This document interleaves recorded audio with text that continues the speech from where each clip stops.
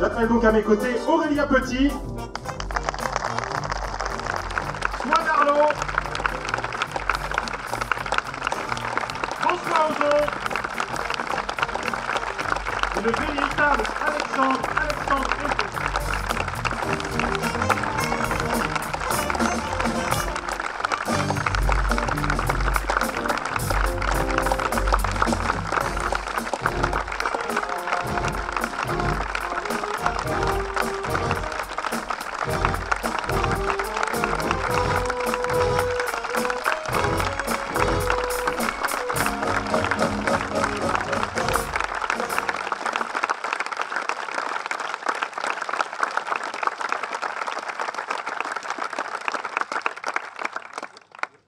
Bon, on va commencer un peu simplement. François, tu racontes volontiers que ton point de départ, c'était presque un motif, un thème, c'est-à-dire de travailler sur la vulnérabilité des hommes.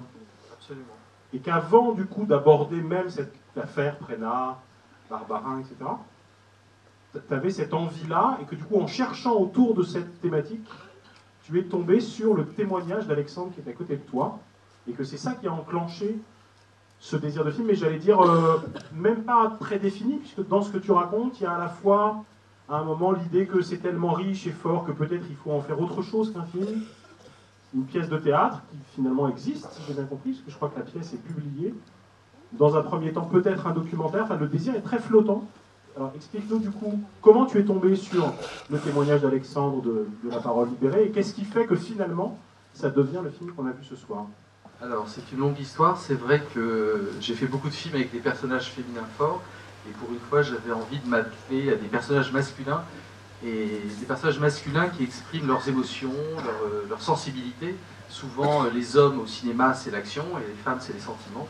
J'avais un peu envie d'inverser ça. Et puis, j'avais envie de me confronter à des personnages masculins. Donc, je cherchais un sujet autour de ce thème. Et je suis tombé effectivement par hasard sur le site de La Parole libérée. Enfin, c'est jamais par hasard quand on est sur Internet. Et donc j'ai lu plusieurs témoignages, dont celui d'Alexandre, qui m'a particulièrement ému. Voilà, tout son combat en tant que fervent catholique au sein du diocèse, comment il s'était battu pour se faire reconnaître en tant que victime, et comment, voilà, quand il a appris que le prêtre Prénat, qu'il croyait mort, était toujours vivant. Voilà, tout ce qu'on voit dans le film.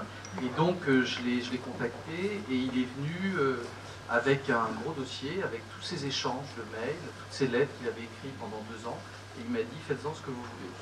Et donc voilà, j'ai lu, j'ai été passionné, et à partir de là j'ai commencé une enquête en fait finalement,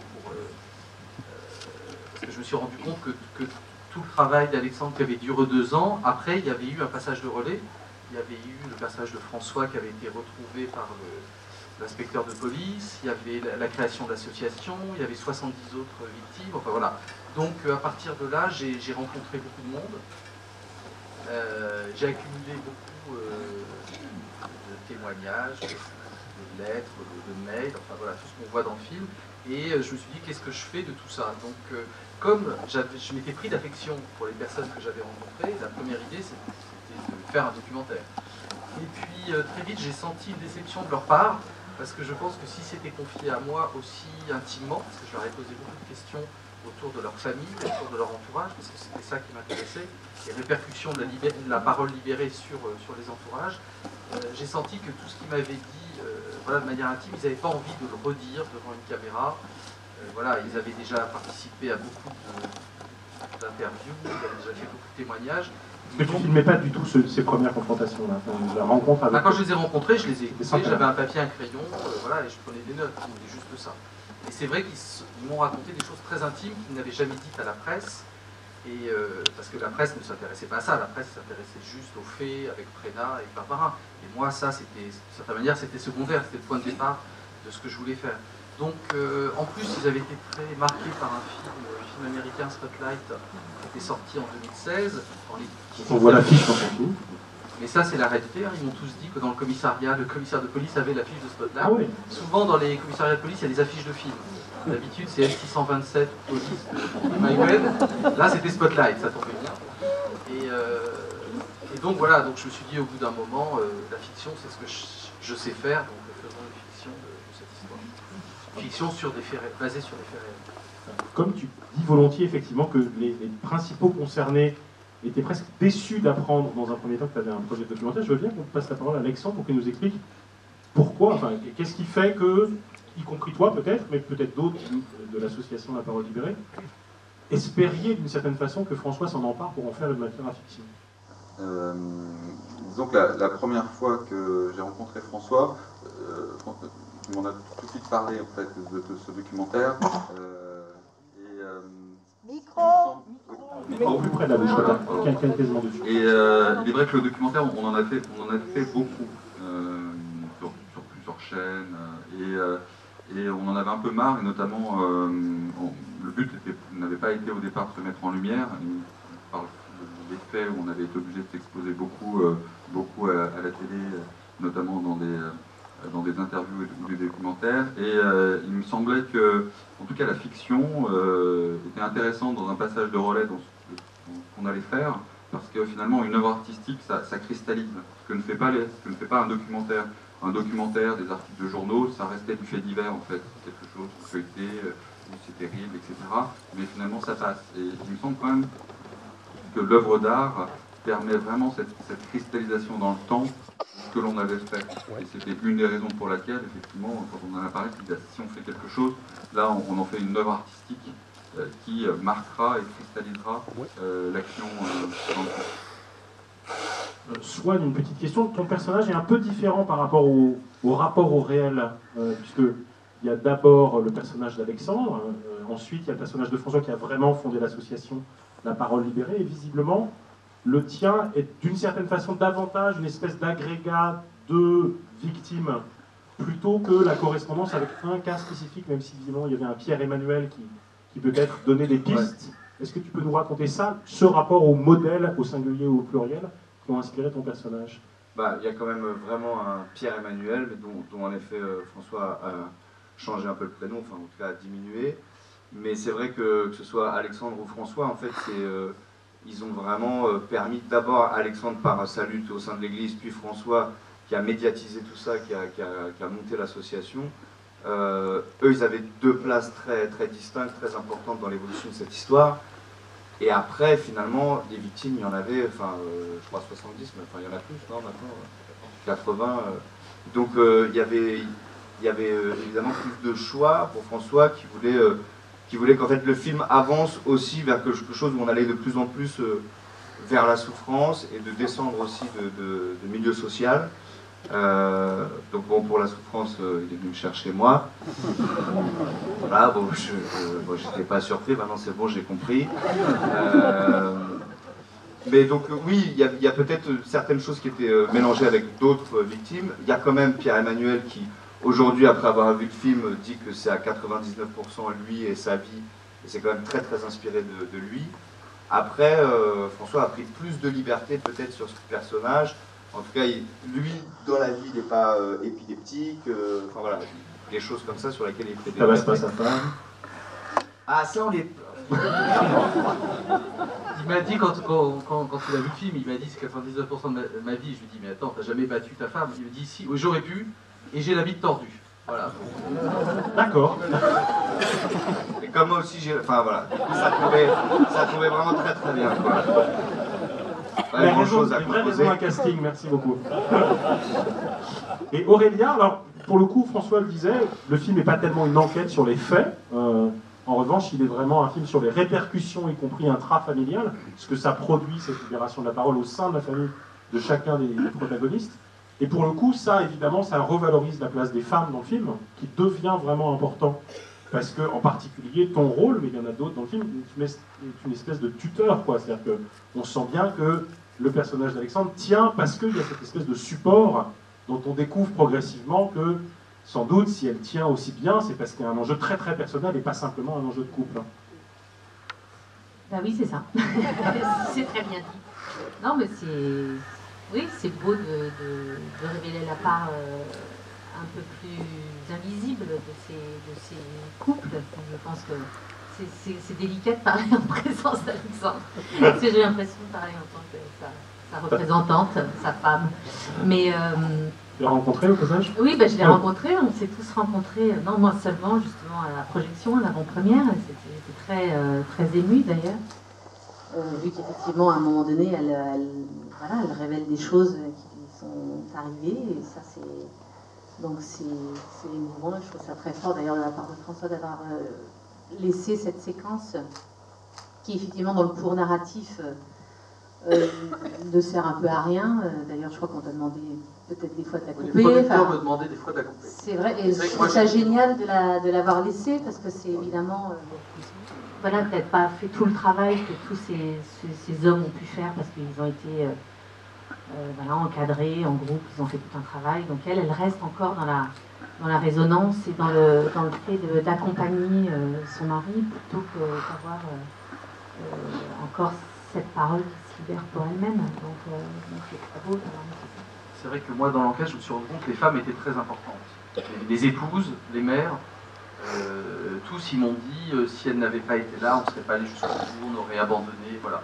Donc c'était important que ces personnages féminins soient là, et notamment le personnage de Marie, qui effectivement se révèle à un moment, et du coup on comprend toute l'histoire de ce couple. Et ça donnait vraiment une dimension très forte. Après, c'est vrai que moi, en tant que scénariste, j'aurais fait une vraie fiction à 100%, je me serais dit c'est peut-être too much. Mais il se trouve des fois que la réalité est plus forte que la fiction. Il y a beaucoup de choses en écrivant le scénario qui venaient vraiment de la réalité et que j'aurais peut-être pas osé écrire pour un scénario. Quoi d'autre, par exemple?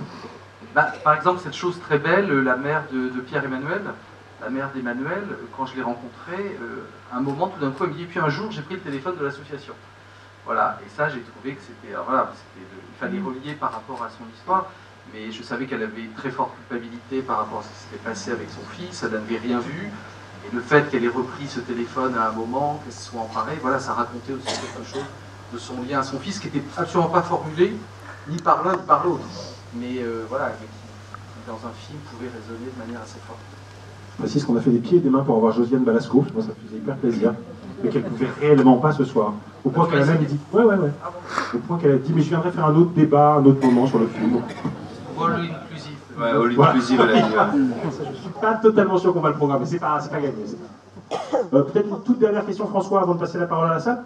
À partir de quel moment tu te dis, plutôt que de me concentrer sur un personnage, peut-être Alexandre d'ailleurs, puisque dans les versions que tu donnes à la presse, tu dis qu'à un moment le projet s'appelait L'homme qui pleure, donc j'imagine que là, pour le coup, c'était il y a très longtemps.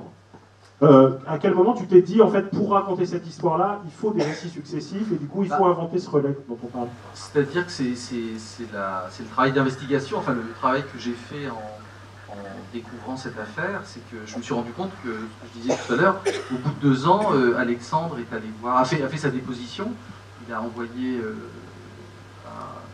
au procureur, il a envoyé sa plainte, et lui, il a cru qu'à un moment, ça y est, c'était terminé, son travail était fait, il passait à autre chose.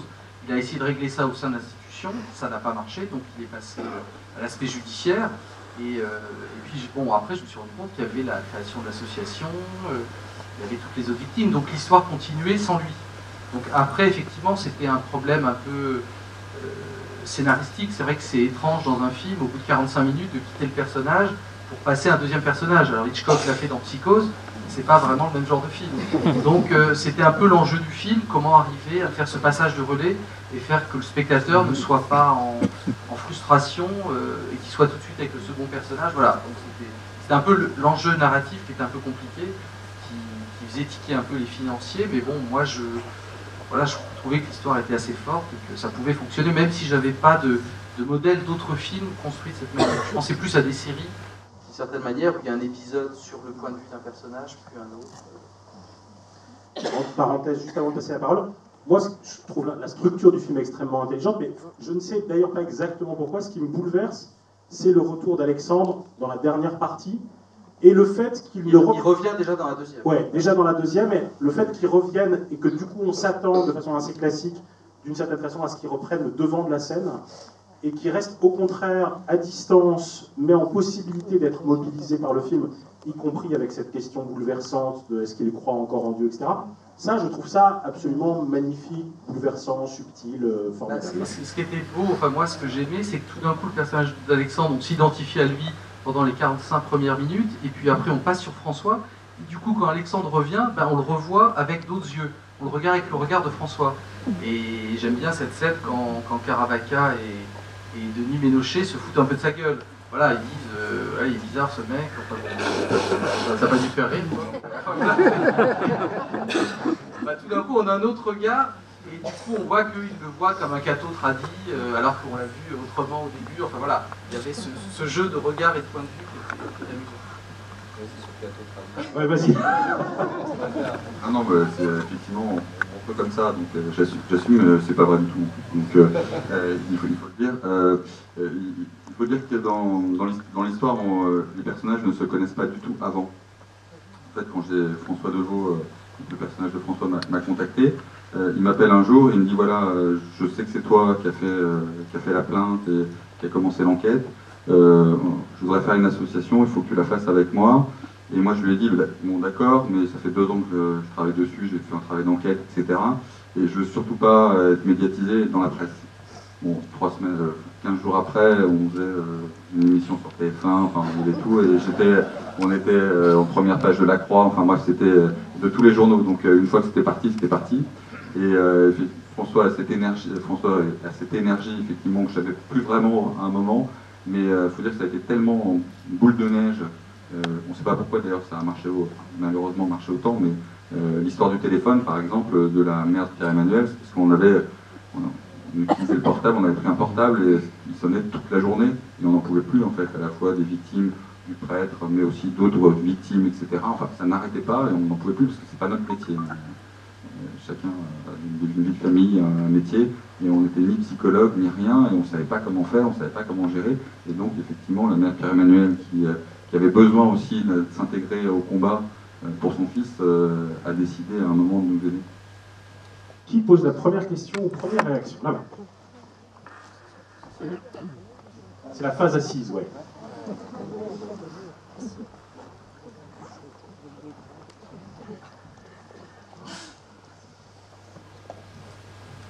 Tout à l'heure, vous avez dit que vous pensiez à un documentaire au début. Mais moi, je trouve que ce qui est très fort, justement, c'est que... Très fort. Pardon. Une œuvre d'art, c'est à la fois une œuvre d'art et en même temps qui colle vraiment fortement à un sujet d'actualité. Et bon, puisque là, il y a eu l'audition de Monseigneur Barbarin récemment, il va y avoir le procès bientôt. Donc, c'est ça qui est fort, cette conjonction entre une œuvre d'art et un sujet d'actualité très fort. Et d'ailleurs, on voit l'artiste et le protagoniste l'un à côté de l'autre, déjà. Et moi, je suis très impressionné par le film. La bande-annonce m'avait donné envie de le voir. Je trouve que la bande-annonce était très très bien faite. Et bon, je trouve que le film est très maîtrisé. Je pense que c'est un de vos plus beaux films. Je ne les ai pas tous vus. Et je suis très impressionné par la distribution, le casting et la direction d'acteurs aussi. Je cite les acteurs présents et tous ceux du film, que ce soit les rôles principaux ou les rôles secondaires. Et je sais que hier vous étiez à Versailles. C'est une autre ambiance. Alors, j'y suis passé, mais je ne pouvais pas. J'ai voulu d'abord aller à l'avant-première de Versailles, mais j'habite trop loin de Versailles. Après, il n'y a plus de train pour revenir à Mantes-la-Jolie. Alors, je voulais savoir si, à Versailles, qui est réputée pour être une ville catholique et conservatrice, quelles ont été les réactions du public? Elles ont été plutôt bonnes. Juste une dernière question. Est-ce que vous espérez qu'un public catholique vienne voir votre film et est-ce que vous pensez qu'il l'apprécierait? Beaucoup de catholiques ont déjà vu le film parce qu'on a fait une avant-première dans toute la France et à chaque fois le distributeur prévient le diocèse de chaque ville. Donc on a beaucoup de catholiques qui sont présents, je suis sûr qu'il y en a ce soir aussi. Des évêques ont vu le film, la confédération la conférence des évêques de France a demandé à voir le film, ils l'ont vu. On a des retours extrêmement positifs parce que je pense que la communauté catholique en a ras-le-bol de cet amalgame entre la pédophilie et la religion catholique, donc ils ont envie que ça change. En tout cas à la base. Après, au niveau de la hiérarchie, c'est plus compliqué. Je pense qu'ils sont en train de prendre conscience du problème. Je pense que pendant très longtemps, il y a eu enfin, ils ont pas compris que la pédophilie pouvait être un crime, et ils ont considéré, je pense, la pédophilie au même titre que l'homosexualité ou l'adultère comme un péché comme un autre, ou comme un crime comme un autre. Donc là, je pense que les choses sont en train de bouger, mais on a des ressorts très, très positifs de la communauté catholique. L'autre question, c'était quoi? Versailles. Versailles, bah écoutez, ça s'est très bien passé. Enfin, très bien. Il y a eu, en fait, on s'est rendu compte que les femmes réagissaient, les grenouilles de bénitier qui étaient dans la salle, réagissaient très bien. On sentait que les femmes, voilà, on sentait qu'il y avait une réponse, et par contre, il y avait des hommes qui ont très mal réagi. Oui. Non, Swan s'est un peu énervé à un moment. c'est pas vrai. François me dit, quand je m'énerve pas, il me dit pourquoi tu t'es pas énervé ce soir? J'aime bien. Non, oui, très bizarre en fait. Mais ce qui est étrange, c'est d'avoir le sentiment à un moment qu'en effet, ils se sentent eux-mêmes attaqués. Parce que l'histoire de pédophilie, en effet, concerne aussi bien le milieu du sport. Dans la famille, c'est 80% des affaires de pédophilie, c'est dans l'institution qui est la famille. Et là, d'un coup, comme ce film se passe dans le milieu de l'église, c'est comme si certains croyants se sentaient attaqués. Et en effet, c'est tous des hommes qui ont des discours un peu incompréhensibles, du genre vous avez raté votre cible, ou vous vous trompez de cible, ou enfin, qu'est-ce qu'il nous a dit d'autre? En tout cas, des discours pas très clairs.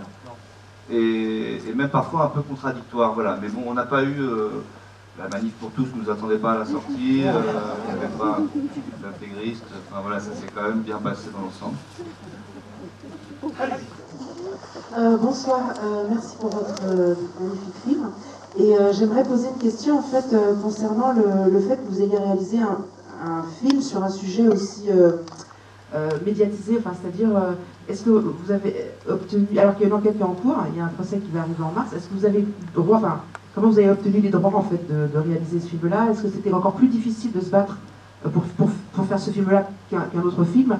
Et est-ce que c'est facile de trouver du coup des producteurs, des distributeurs pour faire ça? Parce que vous n'avez pas eu des Alors, en fait tous les faits que je raconte étaient déjà publiés. Si vous connaissez l'affaire, les gens qui connaissent l'affaire, les journalistes qui connaissent l'affaire, ils n'apprennent rien du côté des faits, c'est-à-dire du côté de Barbarin, de Brenna, de Régibert. Tout ce qu'ils disent dans le film vient de verbatim, de choses qui ont déjà été écrites, qui ont été dites. Par contre, là où je développe des choses que les gens ne savent pas, c'est sur l'intimité des victimes. Et c'est ça vraiment le sujet de mon film. Après, avec les avocats du film, on a considéré, comme tous ces faits étaient déjà publiés, déjà connus, on pouvait les utiliser, citer les vrais noms. Voilà. Après, c'est vrai que c'est un film, c'est pas très bankable, hein, la pédophilie dans l'église, donc les financiers ne sont pas précipités pour produire le film, mais quand même, on a réussi à faire le film. Mais on l'a filmé sous un faux titre, parce qu'on allait tourner à Lyon, et on savait que si on donnait le titre grâce à Dieu, tous les Lyonnais allaient savoir de quoi parler de film. Et quoi le faux titre? Comment? C'est quoi le faux titre? Alexandre, tout simple.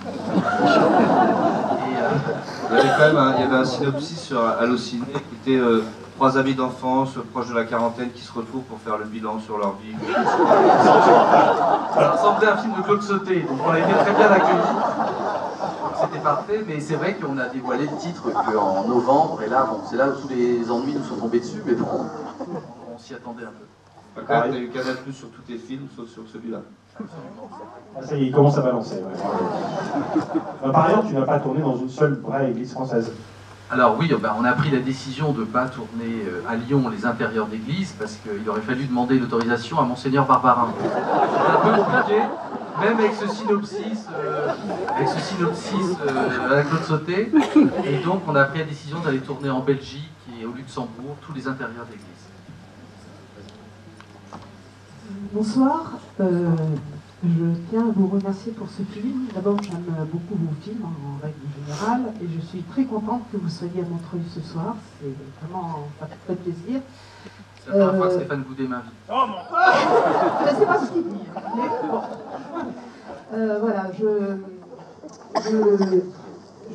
vais essayer de parler sans pleurer, parce que je suis particulièrement touchée par ce problème de pédophilie. Et je voudrais dire 2 choses. C'est que la lutte que ces personnes ont menée depuis un certain temps, a quand même permis un progrès, c'est que la prescription est passée de 10 ans à 30 ans. Non, c'était 10 ans. C'était 10 ans en 2014. C'est passé à 20 ans en 2016 et c'est 30 ans en 2018. Donc, même si pour on continue à se battre pour qu'il n'y ait plus de prescription, on a déjà fait un grand pas. Et ça, c'est pas rien, parce que effectivement, les paroles peuvent se libérer très tardivement. Et savoir que les coupables ne peuvent être pas menacés parce qu'il y a prescription, je trouve ça terrible. La deuxième chose que je voudrais dire, c'est par rapport à la justice et aussi par rapport au personnage d'Emmanuel. Excusez-moi. J'ai vraiment, dans votre personnage, retrouvé mon fils qui est victime et pour lequel on attend toujours le procès depuis 5 ans. Il y a juste une chose, je crois qu'il n'est pas tout à fait juste dans le film, mais c'est pas grave. Ceci étant dit, seulement 10% des viols sont soumis aux assises et 90% des restes sont soumis en correctionnel, donc sont considérés comme des délits et plus comme des crimes. Et même lorsqu'il y a eu fellation, on se retrouve en correctionnel et non pas en assises. Alors que c'est un viol. Alors que c'est un viol. Mais simplement, voilà, 10% des viols sont logés en assises. Et la lenteur de la justice actuellement fait que les victimes n'arrivent pas à se reconstruire et se retrouvent vraiment dans la situation d'Emmanuel, dans une situation de perdition totale, où tout s'est écroulé. Et le fait de libérer la parole, tant que le procès n'est pas passé, n'aide pas à se reconstruire. Et ce que vous décrivez dans le film, y compris autour des relations des familles avec les victimes, c'est vraiment juste. Et je tiens à vous remercier pour cette justesse, parce que moi j'aurais bien aimé trouver une association qui nous aide. Et je pense que excusez-moi. Je pense qu'il est important d'être soutenu et que malheureusement, nous n'avons pas trouvé d'association et je le regrette parce que je pense que ça a pu vous aider, j'imagine, à passer ces moments compliqués et à ne pas se sentir seul.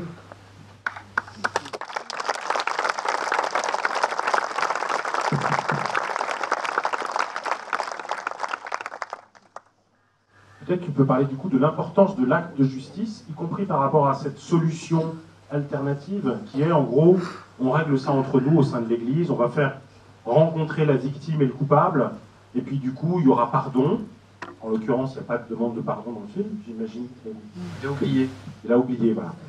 Et donc, qu'est-ce que ça change en fait? Quelle est la nécessité? Moi, c'est vrai que quand Alexandre m'a raconté cette scène, je lui ai fait répéter. Je lui ai dit, mais vraiment, tu t'es confronté à lui, tu lui as donné la main, vous avez prié ensemble? Il m'a dit oui. Oui, c'est assez classique. Pour répondre à cette belle intervention, ce qui est vrai, c'est que c'est un fléau, hein, la pédophilie, même dans nos pays. On estime à 1 enfant sur 5 en Europe qui a subi des violences sexuelles de tout ordre. Nous, on a eu une chance assez incroyable. Je ne sais pas pourquoi ça a marché. En tout cas, on a créé cette association au départ entre victimes, en fait. Et on a très vite, on s'est très vite aperçu dans nos histoires que toutes les victimes, donc pratiquement les 80, moi le premier, on se pensait seul. Et ce qui est vrai, c'est que chaque victime de pédophilie se pense seule. Donc elle ne peut pas agir, elle est toute seule. Et elle ne pense pas qu'il peut y avoir d'autres victimes. Et dès que vous trouvez une autre victime, effectivement, vous vous sentez plus fort à 2, à 3, à 4, et puis une fois que vous êtes à 10, à 20, vous vous sentez finalement indestructible. C'est un peu ce qui nous est arrivé. Hein. Et c'est vraiment sur la loi, notamment sur la prescription, c'est important parce qu'on a beaucoup travaillé, nous, avec le ministère, la famille à l'époque, sur des commissions pour faire remonter la prescription. Et un des combats qu'on a dans l'association, parce qu'on en parle quand même beaucoup dans le film, et c'est aussi sur le délit de non-dénonciation de violences sexuelles sur les mineurs, parce que des pédophiles, il y en aura tout le temps, malheureusement. Par contre, des gens qui sabotent dans les institutions et qui protègent et qui cachent, et qui créent potentiellement du danger, parce qu'un pédophile, c'est très rare qu'il s'arrête à une personne, surtout quand il n'est pas pris, ou quand il est pris et qu'il est protégé. C'est vraiment important. Et donc, notamment, vous parliez du procès Barbarin qui a eu lieu il y a quelques semaines. Nous, notre but, c'était de dire que on doit pouvoir alerter quand on est en information d'un crime pédophile, parce que finalement, c'est peut-être ce qu'il y a de plus horrible. Et on parle de l'Église, mais la famille peut être vue comme une institution, l'école, les clubs de sport peuvent être vus comme une institution, et c'est à chaque fois les mêmes mécanismes d'omerta et de silence, parce qu'on ne veut pas de scandale, et on essaie de régler ça, quitte à mettre en danger la victime déjà, mais les victimes futures. Allez-y. Oui. Ce qui est très bien montré dans le film, je trouve, c'est qu'il n'y a pas de prescription pour la psyché.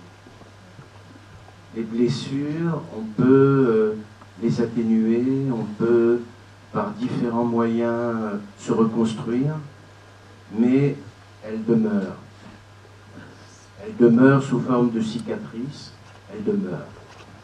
Et ça, le film le montre très bien dans une palette de personnages où on voit ces moments de mnésique ressurgir, comme s'ils étaient présents, complètement présents, actuels.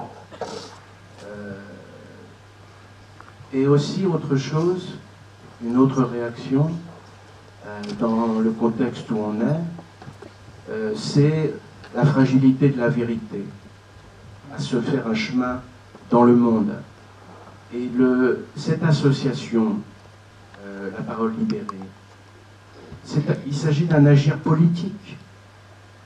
Ce n'est pas simplement des victimes. Elles se battent pour faire reconnaître leur état, l'injustice qui leur a été faite, mais ces gens se battent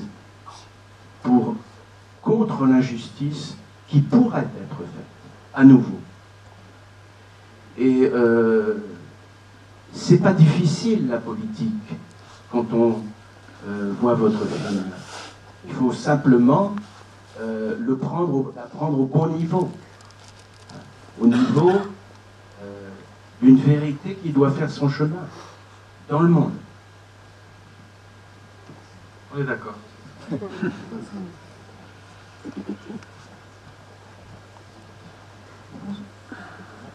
Oui, bonsoir, et merci également pour ce film que j'ai trouvé magnifique. Moi, il y a un personnage qui m'a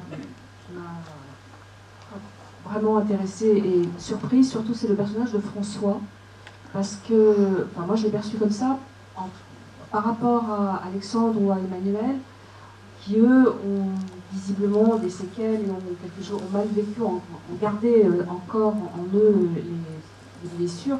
On a l'impression, quand on approche, enfin quand la mère de François vient me voir pour lui demander de témoigner, on a l'impression que lui, c'est un truc qui est passé dans sa vie, il ne veut pas en parler, on a l'impression que ça ne l'a pas affecté plus que ça. Ça l'a forcément affecté, mais en tout cas, voilà, il a fait une espèce de résilience et on a l'impression qu'il vit plutôt bien avec ça.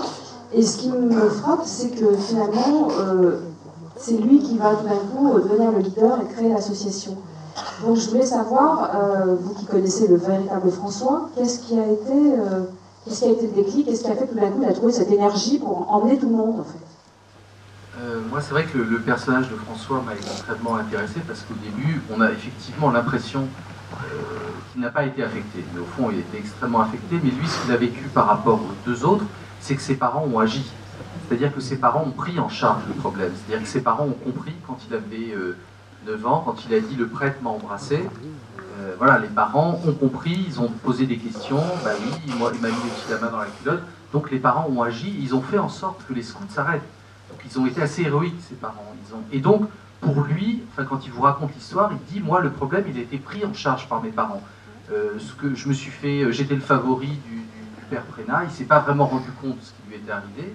Et finalement, dans son témoignage, ce dont il se souvenait, c'est ce que je montre dans le flashback, c'est qu'il avait dit, enfin son angoisse d'enfant, c'était que Prénat aille en prison, qu'il soit responsable, lui, enfant, parce qu'on lui mettait ça sur les épaules, que cet homme, qui était un homme charismatique, qui était admiré, que tous les paroissiens adoraient, que soit lui, ce petit garçon de 8 ans, qui mette cet homme en prison. Donc c'était ça, en fait, son traumatisme.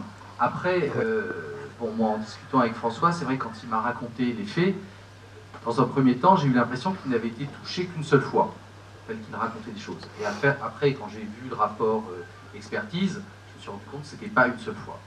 Après, enfin, peut-être tu peux en parler un peu plus. Je pense que chaque enfant a gardé des bribes de souvenirs. Voilà, la mémoire traumatique fait que tout n'est pas forcément formulé. On a juste...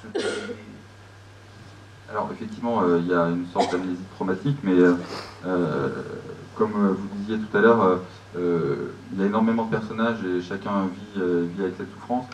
Quand même, pour en avoir malheureusement vu beaucoup, à la fois des victimes de Prénat et d'autres, beaucoup sont détruits. Certains arrivent à surnager, mais beaucoup, effectivement, ont des parcours de vie familiale, professionnelle, de santé qui sont des labyrinthes. C'est terrible. Hein. Le personnage de Pierre-Emmanuel, voilà, il n'a pas de travail, de toute façon, il ne supporte pas l'autorité, voilà, il est vraiment en marre. François, lui, c'est un baroudeur, il a fait énormément de métiers, il est parti en Nouvelle-Calédonie à 17 ans, je crois, il est revenu en Afrique, donc il a eu un personnage, il a eu une vie quand même un peu d'aventurier. Et c'est vrai que quand cette histoire est remontée, au départ, la première chose qu'il a dit, c'est je veux pas en entendre parler. Et puis après, il s'est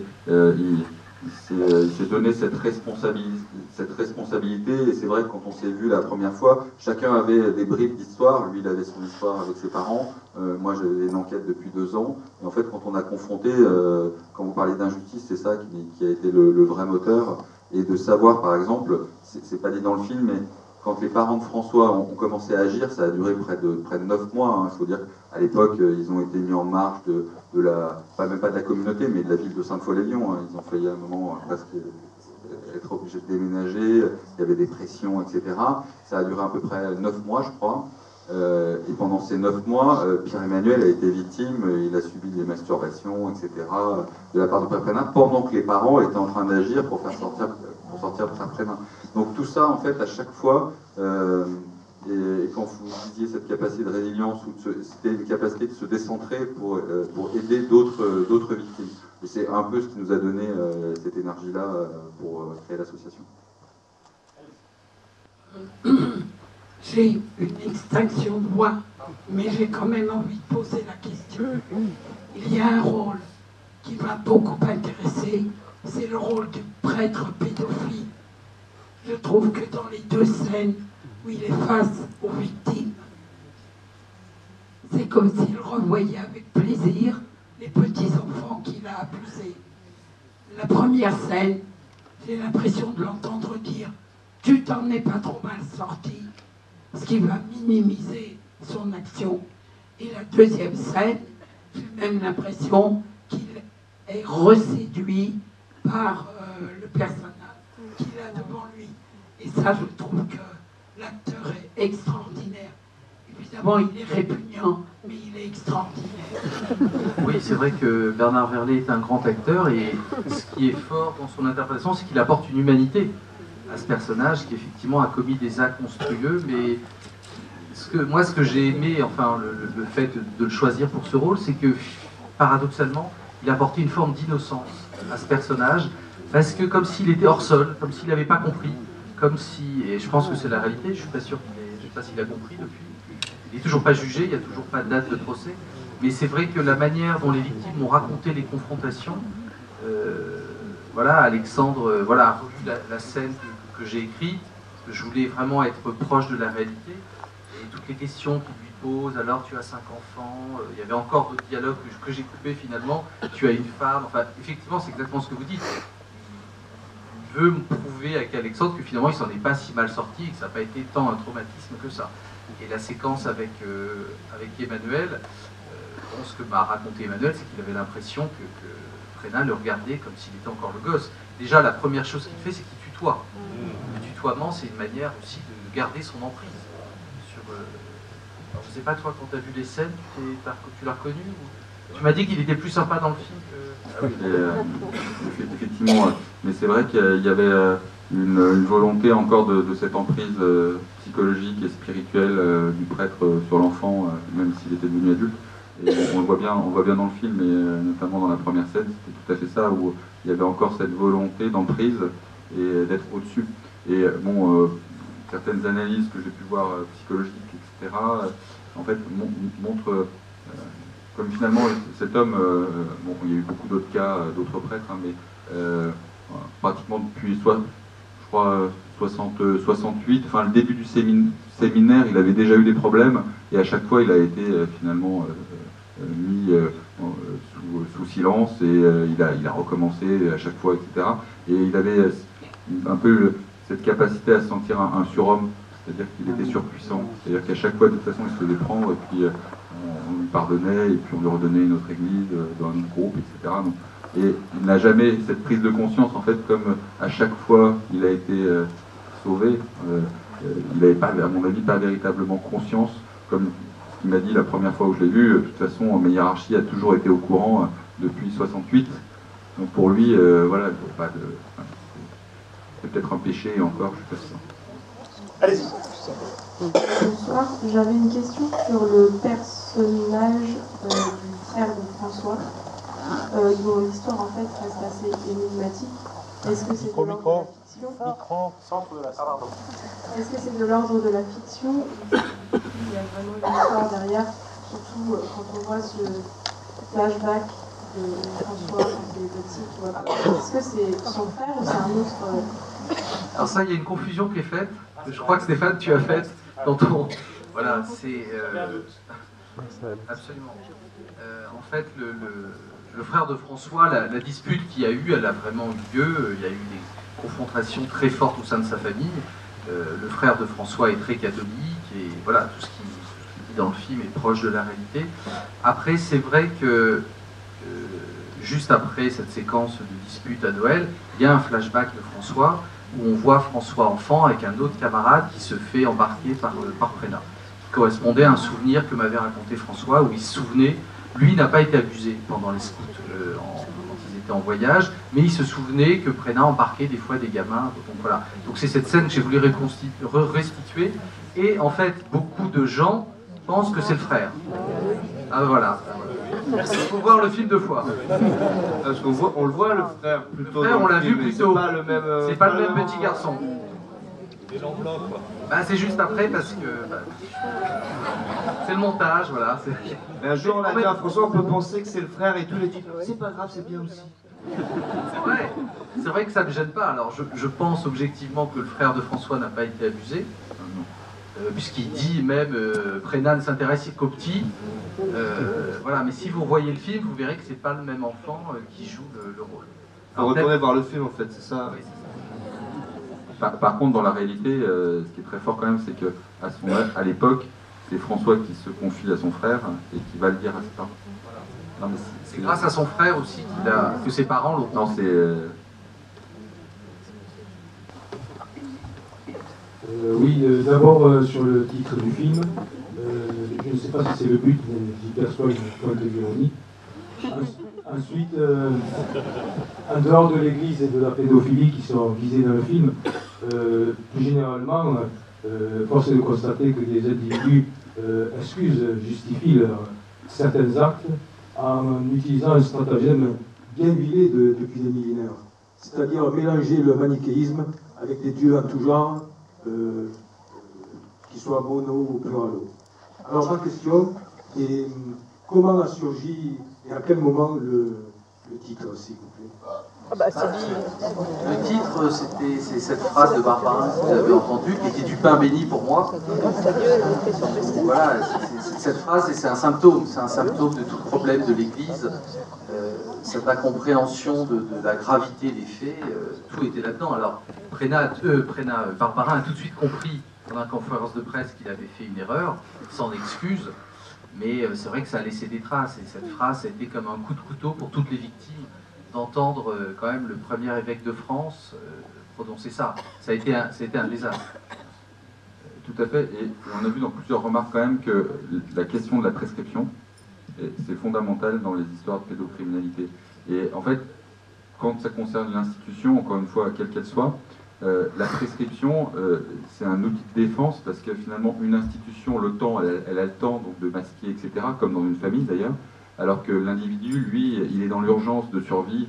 Et finalement, quand il arrive enfin, parce que l'histoire de beaucoup de personnes, on parle d'amnésie traumatique, mais on parle aussi de fait que, effectivement, ce combat, on n'a pas envie de le mener à plein temps quand on est jeune, on commence à travailler, etc.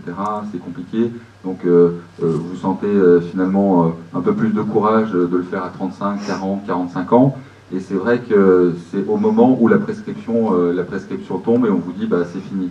Et quand Barbarin dit « grâce à Dieu, les faits sont prescrits », dans notre cas en tout cas, c'est toute l'histoire de cette prescription avec un nombre incommensurable d'enfants qui ne peuvent pas aller en justice et, parce qu'il y a cette prescription. Et je dirais grâce à Dieu aussi parce que ça, dans l'Église, si ça marche. Je ne minimise pas du tout dans les autres institutions les cas de pédophilie qui sont horribles, mais dans le cas de la religion, notamment chez les prêtres, l'Église, finalement, d'une certaine manière, grâce à Dieu, mais l'Église humaine donne un pouvoir charismatique très très important aux prêtres. On le appelle père, on se confesse, etc. Et c'est sous l'égide de l'Église, et donc d'un Dieu, que l'on donne ce pouvoir aux prêtres. Et quand vous donnez un pouvoir comme ça à un pervers sexuel, c'est une arme de destruction massive. Et donc, c'est une des raisons pour laquelle l'institution en elle-même est responsable. D'ailleurs, il n'aurait pas dû dire grâce à Dieu, il aurait dû dire grâce à la justice des hommes, les faits sont prescrits.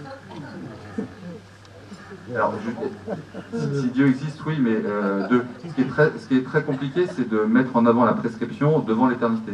Enfin, il y a un truc qui m'échappe. Voilà. Donc, le film est très très beau, aussi parce qu'il n'est pas triomphaliste. On sent que ce combat n'est pas fini, que même encore extrêmement difficile, il doit s'élargir beaucoup.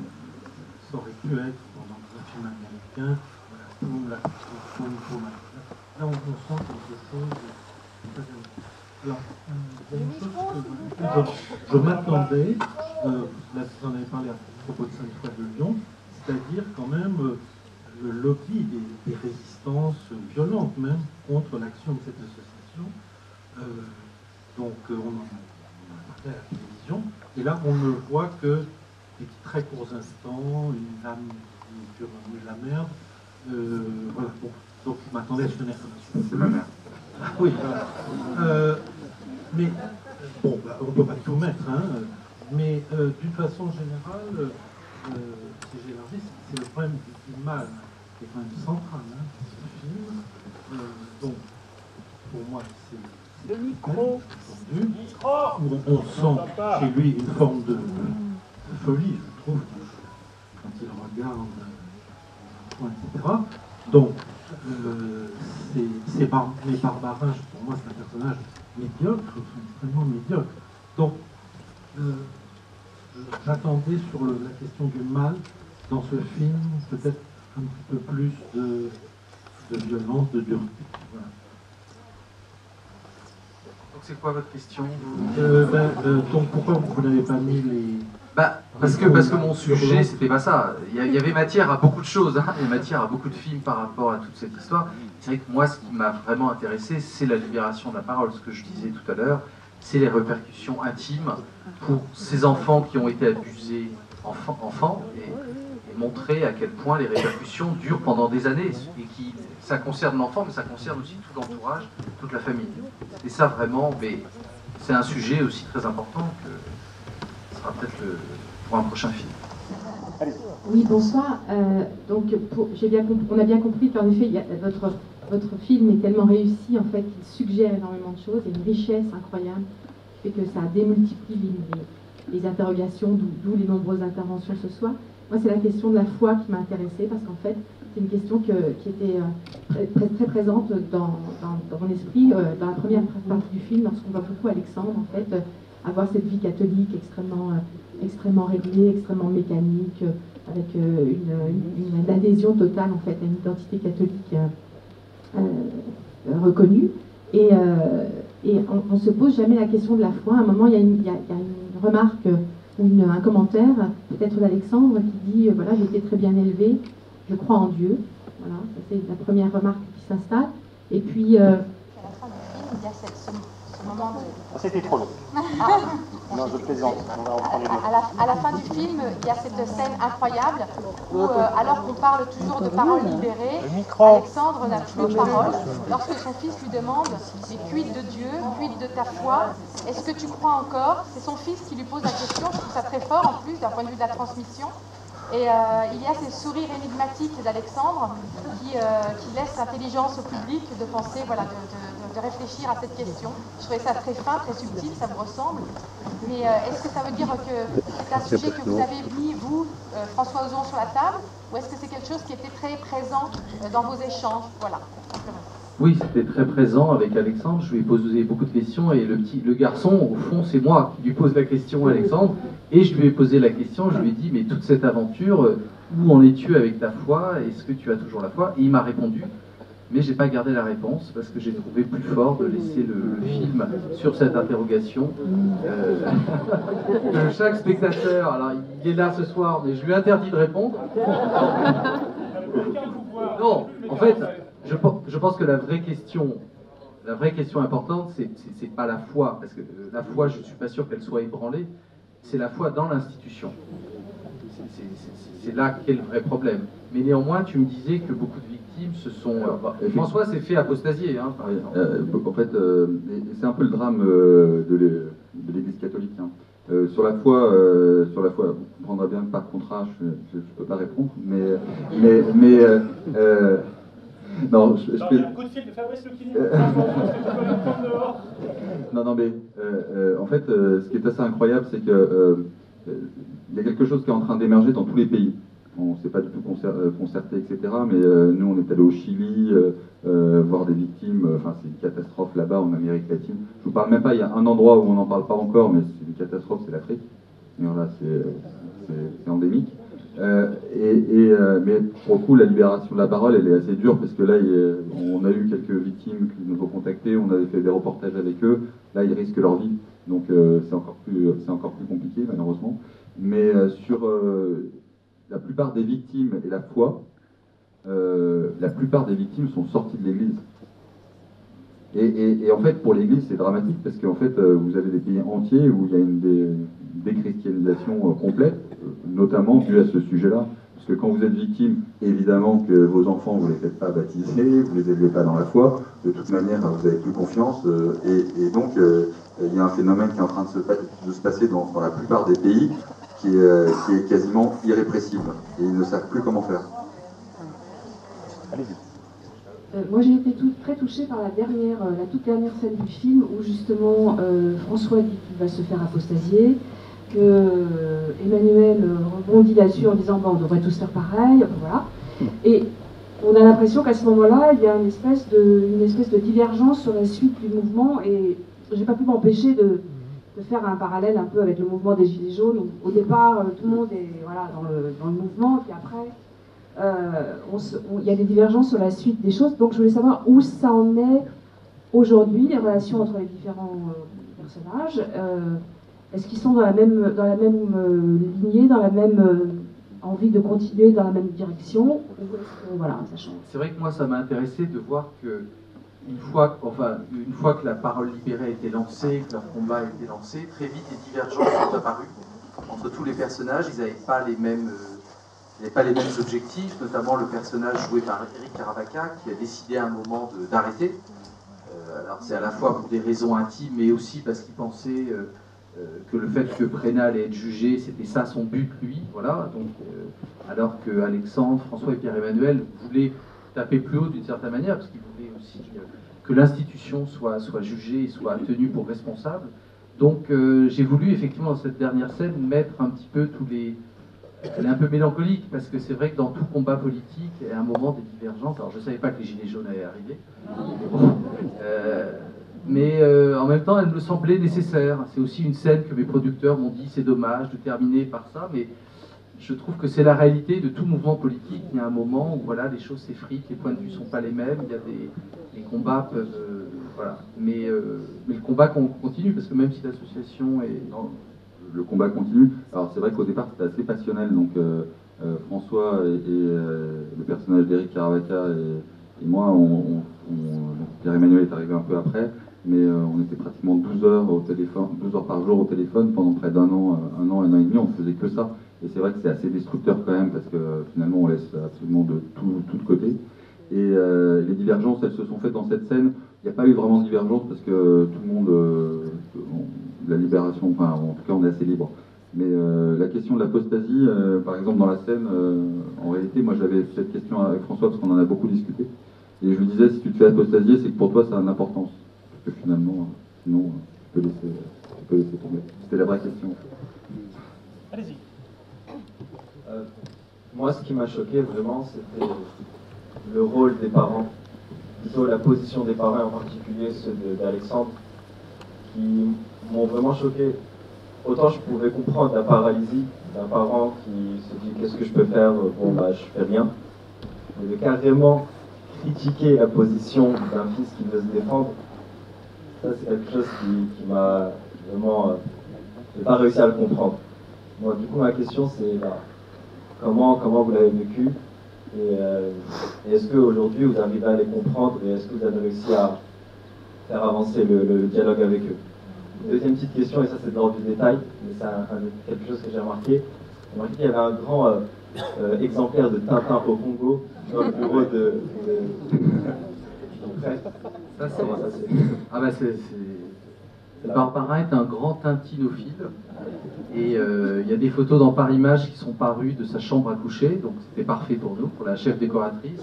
Et il y avait Tintin au Congo, qui est quand même le Tintin le plus raciste et le plus politiquement incorrect. Je l'ai relu exprès, mais c'est vrai que ça c'est une chose que j'aurais jamais fait de moi-même. Mais bon, il a vraiment Tintin au Congo dans sa chambre à coucher. Je crois à côté d'un crucifix. Il a des peluches. Il a des peluches, oui, mais ça on n'a pas mis, il y avait Midou en peluche. Je me suis dit que ça a été un peu too much. Non, sur la réalité des parents, rapidement. En fait, la réaction des parents au départ, elle est équivalente à beaucoup de réactions dans le milieu catholique, même des prêtres, etc. Et il y a un moment, et c'est vrai que c'est un peu aussi grâce à notre combat, mes parents ont fait le même cheminement. Il y a un moment où ça s'est inversé, là ils ont compris avec les procès, etc. Et ils ont plutôt enfin compris ce qui était vraiment ce fléau-là, et ce qui est arrivé à leur enfant, et finalement ce qui est arrivé à des dizaines et des dizaines d'enfants. Maintenant, ils ne peuvent plus dire que ça n'a pas existé, en tout cas, faire comme un drap dessus. Et chez les prêtres, beaucoup de prêtres ont eu la même réaction, et à un moment, on ne sait pas pourquoi, au fur et à mesure qu'on insiste, il y a un passage dans l'esprit qui fait qu'ils comprennent, et là, vous ne revenez pas en arrière. Le sujet de la pédophilie, c'est un peu ça hein, dans la société, c'est-à-dire que ça reste du fait divers, c'est un peu anxiogène, vous regardez ça dans les journaux, vous regardez en disant c'est affreux, etc. Et à un moment, c'est un peu moi ce qui m'est arrivé dans l'enquête et dans la prise de conscience d'autres victimes, etc. Vous prenez conscience que c'est un fléau et que c'est anormal et que c'est terrible. Et une fois que vous avez fait ce mouvement-là, vous ne pouvez plus revenir en arrière et vous ne pouvez plus ne pas agir en fait. C'est ça. Et finalement, mes parents ou d'autres personnes ont fait, j'espère, la même démarche. On va prendre les deux dernières. Allez-y. Moi, j'aime pas parler en fait. Là, on ne va pas vous entendre si vous parlez comme ça. C'est peut-être quand je voulais pas que personne m'entende. Justement, pour moi, c'était très, très fort. Et sur la parole libérée, je pense que c'est très. Oui, pour moi, ça fait une sorte de catharsis ce film. J'adore vos films. Un des films qui m'a marqué beaucoup, c'était Je n'ai pas vu. Et bon, moi, je fais un peu une liaison. Je ne sais pas si tout le monde comprendra, mais bon, aussi grâce à Dieu, pour moi, c'est d'une certaine manière aussi. En fait, c'est ça, grâce à Dieu, que c'est aussi d'une certaine manière la puissance masculine.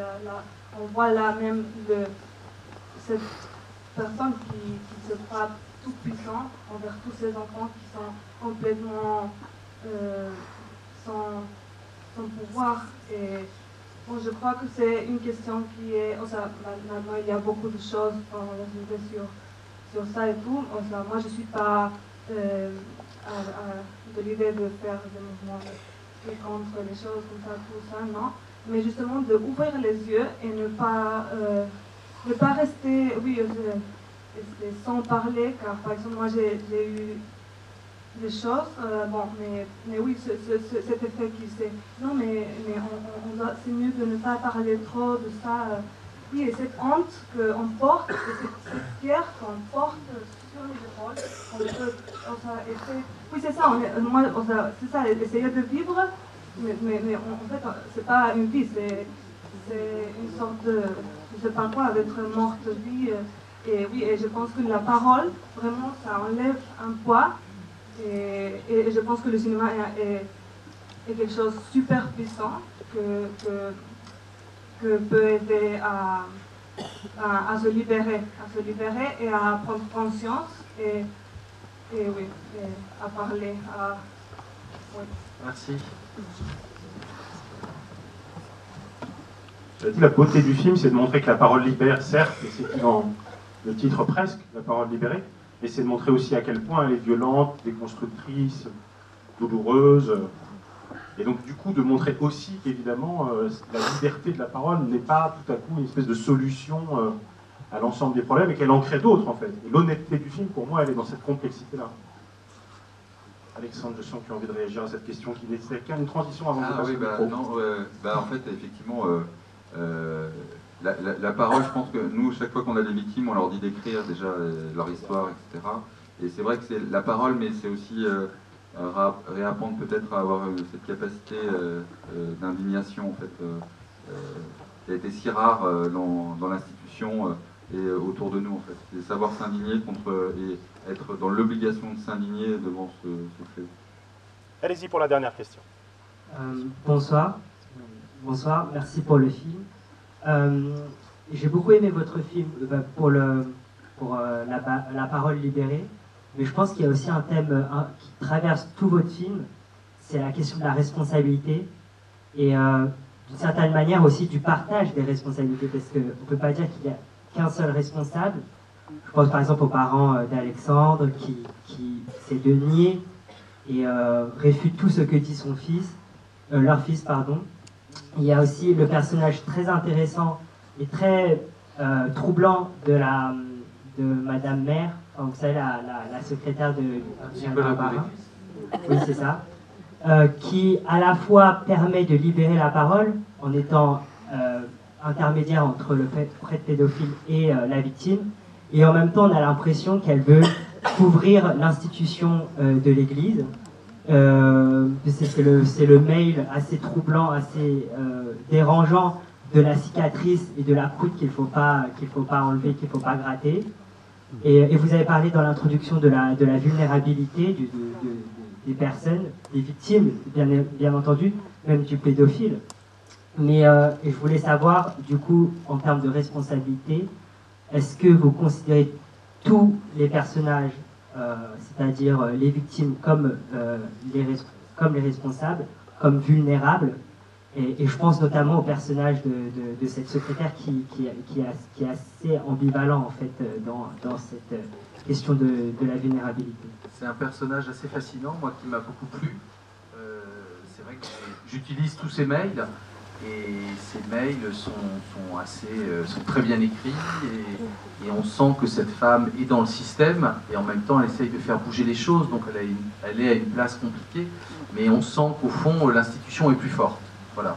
Après, c'est vrai que moi ce qui m'a intéressé aussi par rapport à cette scène, c'est la question du pardon au sein de l'Église. La religion catholique est une religion de miséricorde, où le pardon a une place très importante, et ce qui était intéressant, c'était de montrer que pour l'Église, le pardon est une manière aussi de continuer le silence, enfin d'emprisonner la victime.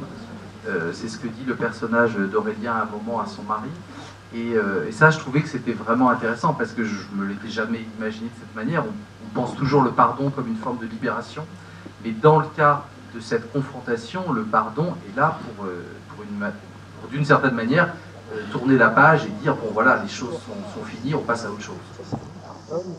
Juste pour terminer sur la responsabilité, on est quand même un peu dans cette institution, dans le cas d'école de la banalité du mal, en fait, où en fait, il n'y a pas véritable, personne se sent responsable, il n'y a pas d'éthique, en fait, il y a une absence de pensée radicale, c'est-à-dire que vous êtes dans la vérité et tout le monde pense à peu près de la même manière, et vous distinguez plus finalement le bien du mal, quoi. Vous arrêtez de penser, en fait. Vous êtes dans l'institution, point. Donc Régine Maire, elle a fait une mise en demeure contre François Ozon, déposé un recours, tout ça. Enfin, bon, elle veut contre le film, pardon. Elle veut absolument pas qu'il y ait son nom dans le film. Donc je pense qu'elle sait très bien qu'en fait elle a beaucoup de choses à se reprocher. Voilà, c'est bien la partie.